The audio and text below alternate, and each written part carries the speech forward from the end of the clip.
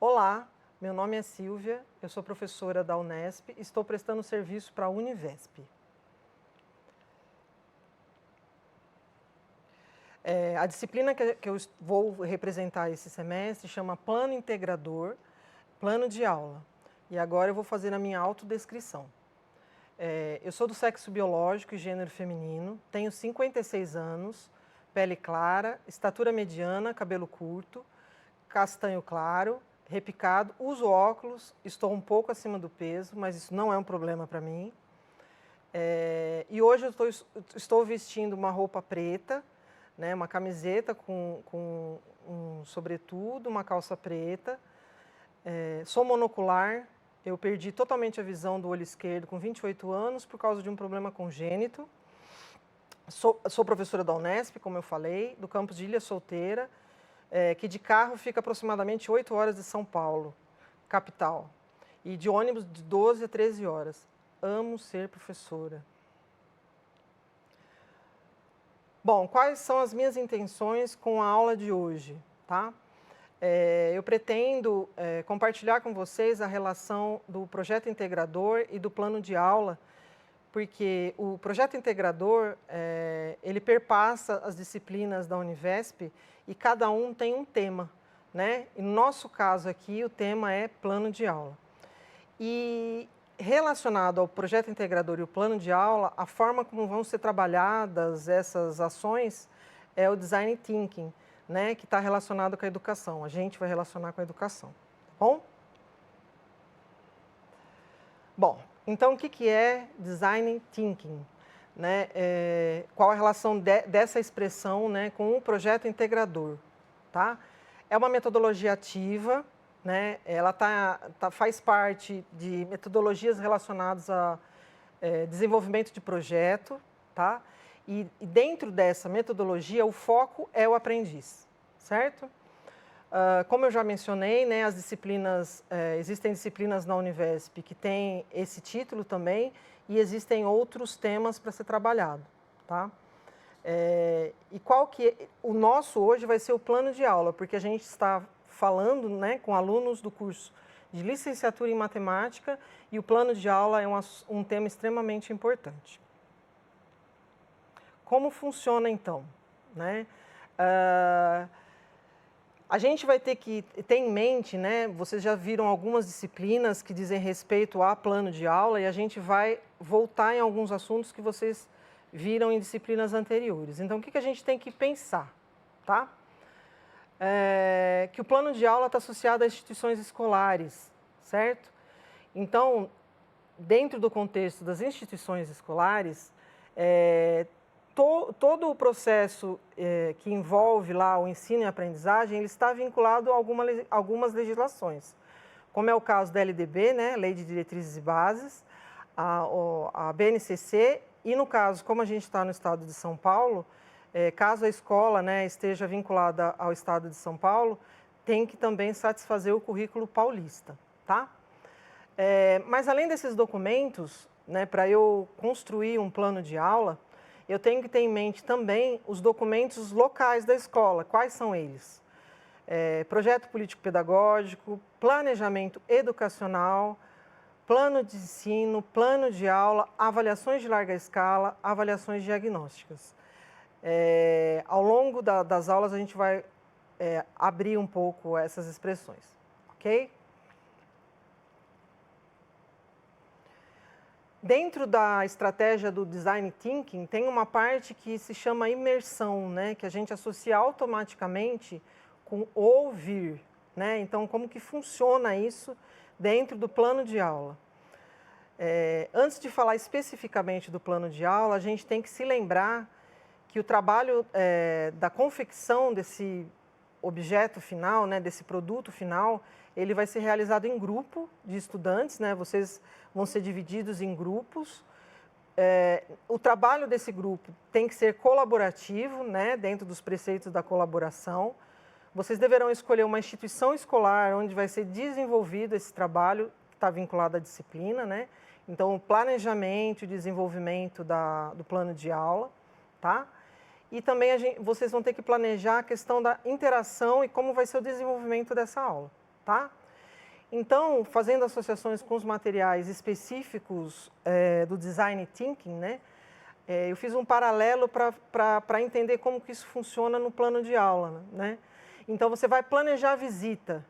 Então, o ideal é que vocês estejam visitando, né, as escolas, a escola que vocês escolherem e que vocês conseguirem desenvolver o trabalho.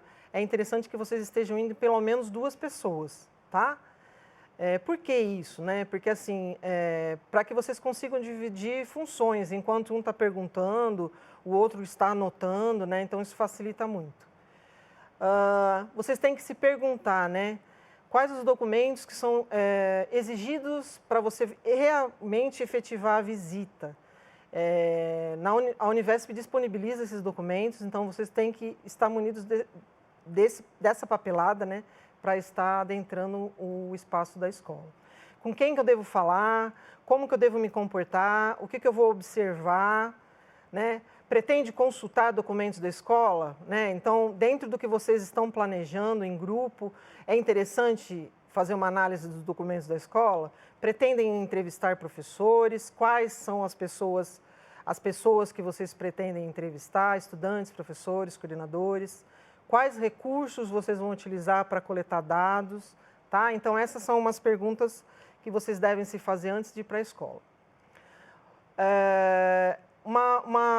Um critério importante para vocês se perguntarem e perguntarem na escola é pensar nos estudantes elegíveis ao serviço de educação especial, né? No governo do Estado de São Paulo, a gente usa essa terminologia. Então, nessa escola, existem pessoas que precisam de suporte? Quais as dificuldades? Porque o plano de aula tem que ser para todos, né? Então, você tem que pensar que se tem alguns alunos que vão precisar de um suporte para aprenderem, tá? Bom, e análise, né? Vocês vão depender dessa análise para poderem definir o plano de aula, né? Então, tudo que vocês coletaram, vocês têm que pensar na organização, na definição do problema e depois como que vocês vão finalizar isso. Então, a organização, o que diz respeito, né? Como que eu vou armazenar os dados que eu coletei, né? Os registros das percepções, que é importante. É interessante vocês fazerem um diário de campo, que a gente costuma fazer, porque assim, na hora que vocês vão finalizar o plano, vocês têm as informações, todas as informações para fechar a ideia principal. Definição de problema, perguntas que vocês devem pensar. Está associado a algum conteúdo matemático ou algum tema transversal? Porque necessariamente não precisa ser um conteúdo matemático, né? Você pode, de repente, falar sobre educação sexual, ou se não, temas relacionados à sustentabilidade, e vários outros que perpassam a matemática. Então, tudo bem, não tem problema algum. A escola carece de práticas interdisciplinares, então, por exemplo, pode ser uma demanda da coordenação que, de repente, os professores não sabem como trabalhar de forma interdisciplinar e vocês vão servir de suporte e vão planejar uma aula de forma interdisciplinar. Ou o professor ou professora quer inovar, mas não sabe como, né? Eu quero fazer uma aula utilizando a modelagem, eu achei interessante, mas não sei como montar, planejar essa aula, e pede o suporte de vocês. Então, são perguntas desse tipo que vocês têm que se fazer para definir o problema. Pensando no problema, aí vocês vão definir o público, o tempo necessário que vocês vão precisar para desenvolver esse planejamento que vocês vão prever no plano e as estratégias que vocês vão usar, tá bom? A ideação é a parte que vocês, pelos documentos gerais lá da Univesp, associa a várias ideias, né? E para ter essas várias ideias, é extremamente importante que vocês façam pesquisas. E aí eu compartilho com vocês bancos de dados que podem servir como inspiração para que vocês, pensando nos problemas que vocês têm que abordar, vocês estejam tendo acesso a material científico que fundamente a prática de vocês, tá bom? experimentação, essa é uma outra parte do Design Thinking, né? Como que isso acontece, né? Você vai ter um protótipo, que no caso desse projeto integrador é o plano de aula, e você vai propor uma solução ao problema que você detectou lá naquela visita a campo, né? Então, você vai dar um feedback, né, com relação à sua proposta, e nesse feedback, perguntas que você tem que fazer, né? Qual o seu público-alvo, como você vai documentar esse feedback, você tem que ter escuta ativa, você tem que estar disponível a ouvir as pessoas de uma forma empática, e você tem que estar disposto também a rever o seu protótipo, que pode ser que ele tenha que ser modificado para ser finalizado de uma forma adequada. E a evolução, né? Depois de você fazer as alterações necessárias do protótipo, aí você vai de fato implementar, né? Então, quais são as etapas que você deve cumprir? Então, você deve criar formas de avaliar essa experiência, né? A avaliação tem que ser de uma forma qualitativa, com o pensamento que tudo que a gente faz, a gente pode fazer ainda melhor, ou pode ter um feedback das pessoas que estão envolvidas. Então, a avaliação é extremamente importante. Uma forma de registro das informações de implementação. E, no final, a análise dos dados que vocês coletaram ao longo da implementação. É extremamente importante. Eu trago aqui para compartilhar com vocês um material, uma parte do material que vocês vão estar estudando, relacionado à Oliveira 2022. Esse autor, né, ele vai fazer uma relação de alguns documentos da escola, o projeto político-pedagógico, o planejamento de ensino, plano de ensino e plano de aula. Aparentemente parecem semelhantes, né, mas eles têm especificidades que é importante vocês saberem diferenciar.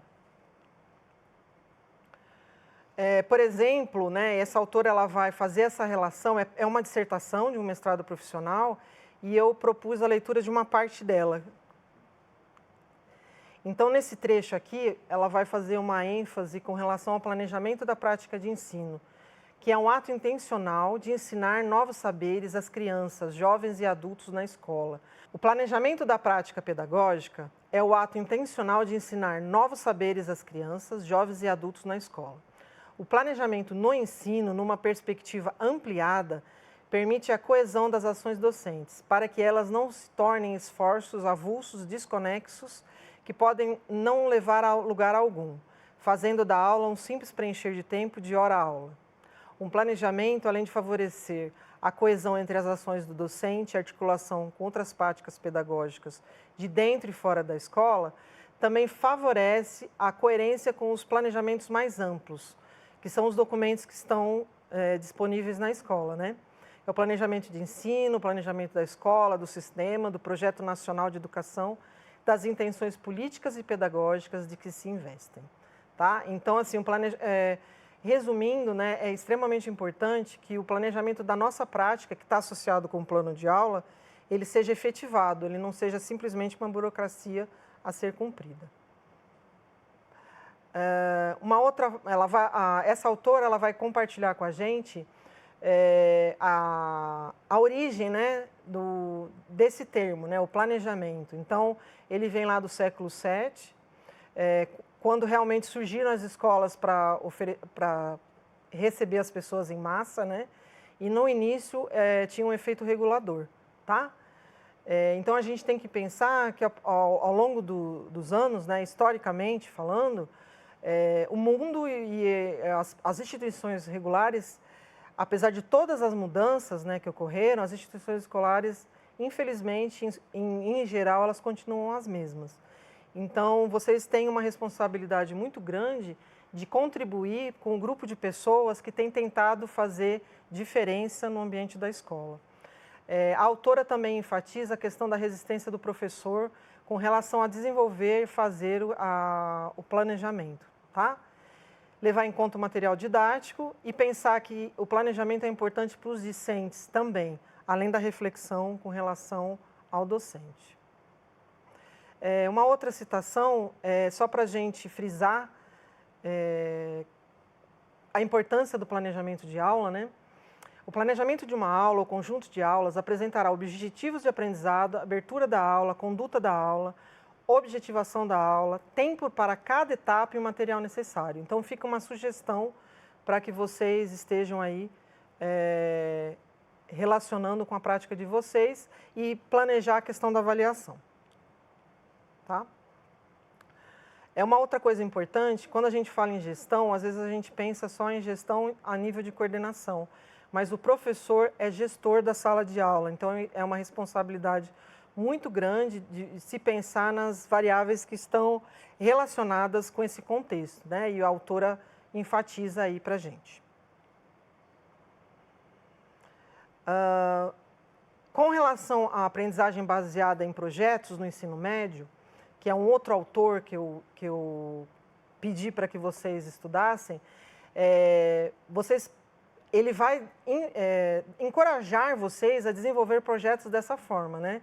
Da mesma forma que vocês estão sendo divididos em grupos para aprender a montar um plano de ensino, né? Um plano de aula, vocês também podem, lá dentro da escola, pensar em desenvolver aprendizagem de um determinado conteúdo através do desenvolvimento de projetos, tá?